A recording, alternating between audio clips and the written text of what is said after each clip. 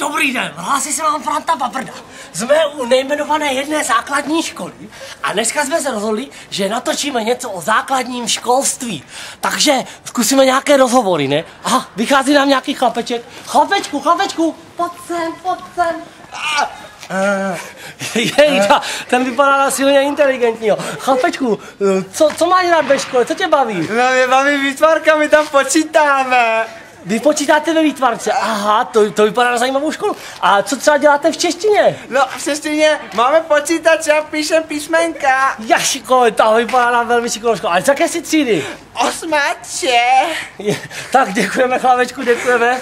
Tak jo, už můžeš jít domů, naschle. Ahoj. Jašiš, no, naschle. Je tady nějaká holčička?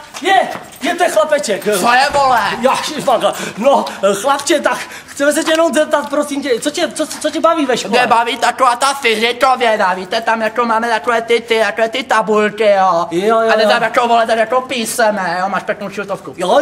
My tam prostě smáráme, jakési kraviny, ani nevím, co to je, oni mi to ještě známkujou. No, to je prostě, to je hrůza toho, no, to je nemožné. A prosím tě, ještě bych se tě zeptal, z jaké jsi třídy? 8. Pane bože, zase 8. Dobře, děkujeme ti, chlapečku. Takže zase 8. No, vypadá to na velmi zajímavou třídu. Pojďme se podívat, jak ta 8. vypadá. Dobrý den, zdravím vás, my jsme se do této školy šli podívat, jak tady vypadá. Hledali jsme 8. a konečně jsme ji našli. Tady je 8. Podíváme se, jak to tam vypadá.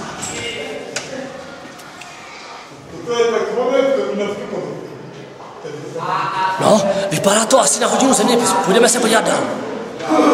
Dobrý den, my jsme vás přišli navštívit z televize. No a my se zeptáme samozřejmě třídního učitele, co zrovna dneska probírají. Dobrý den, můžeme se vás na něco zeptat? Ano.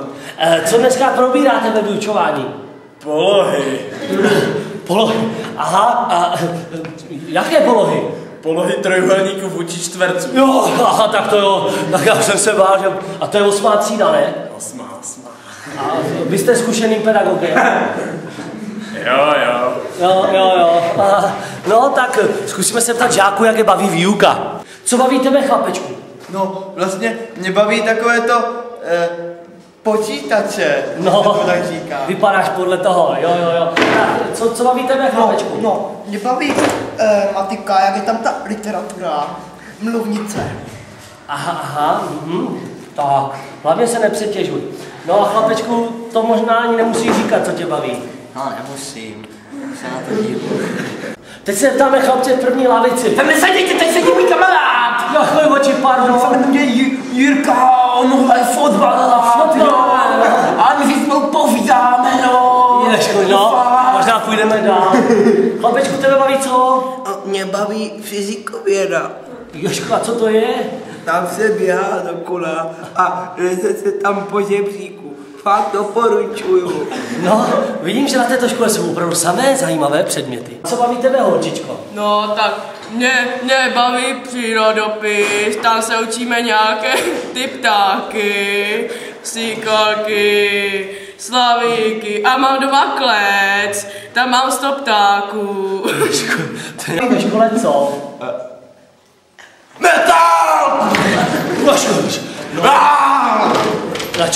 Radši už se zeptáme toho posledního. Chlapče, a tebe baví ve škole co? Matematika, tam jsou takové ty písmenka, rovnice, čárky. Tam se chlapečku.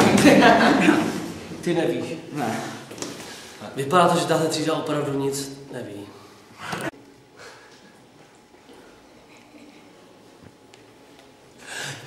Se zjištěním, že tahle třída se má opravdu ještě hodně co učit, se s vámi loučí Franta Paprda, ČT57, no a 8.